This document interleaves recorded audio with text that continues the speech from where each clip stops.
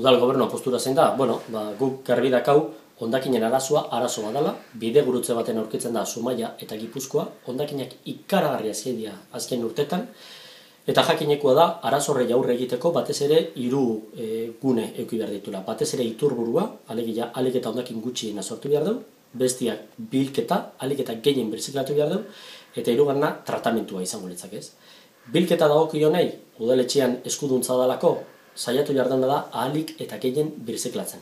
Eta baldin badago sistema bat, nun 100% birziklagarria izan daitekeena, uste dut apustua, badala ordua apustua egiteko, 100% birziklatu ahal izateko. Izan ere gaur egun kontaminatzia ez da opzio bat. Gaur egun, sistema berri horrek ekarriko dituen aldaketak noski herritarrekin adostuko ditugu, orain artean prozesu guzti honetan gai honei buruz hitz egin da bezalaxe, hemendikan aurrera ere noski, sistema honek ekarri litzazkeen edo ekarriko bai ditu aldaketak herritarrekin egiteko adostu. Eta beraz, herritarrekin adostuko ditugu parte hartze prozesu baten bitartez.